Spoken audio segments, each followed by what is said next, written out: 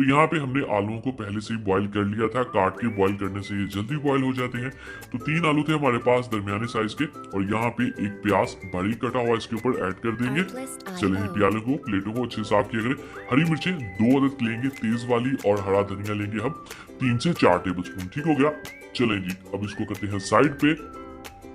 अब हम इसमें ऐड करेंगे कुछ ड्राई मसाले। तो सबसे पहले 1 टीस्पून इसमें हम नमक ऐड कर देंगे, 1 टीस्पून कुटी हुई लाल मिर्च ऐड करेंगे, ये जरा करारी होती है। साथ ही इसमें हम ऐड कर देंगे बिस्मिल्लाहिर्रहमानिर्रहीम, ये है हमारे पास अजवाइन 1/4 टीस्पून, बहुत अहम है। ये है कुछ धनिया 1 टीस्पून, साथ ही जीरा 1/2 टीस्पून ऐड कर देंगे इसमें।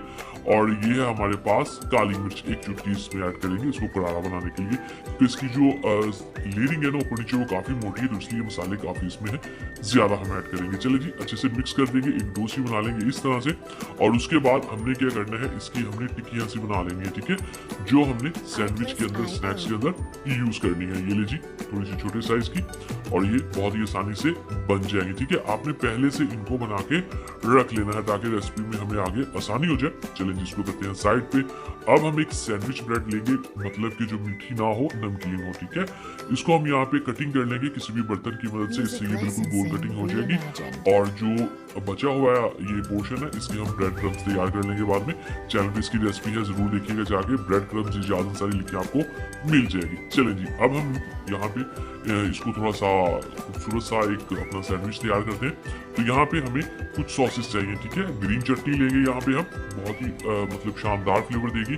और साथ ही हम केचप लेंगे। ठीक है, इन दोनों चीज़ों को हमने अंदर ही यूज करना है, ताकि जब हम बाइट लें तो हमें शानदार से फ्लेवर आए, एक जूसी सा हमें टेक्सचर मिले। चले जी, इस टिक्की को इसके ऊपर रख देते हैं, पैटी को, और उसके बाद ये लीजिए दूसरी साइड भी ऊपर रख के इसको हम थोड़ा सा प्रेस कर देंगे। अब हमने इसकी करनी है कोटिंग। कोटिंग कैसे करनी है, उसके लिए हमें चाहिए 2 शानदार से अंडे, और इसके ऊपर हल्का सा 1 चुटकी हम नमक ऐड कर देंगे, बिल्कुल ना होने के बराबर।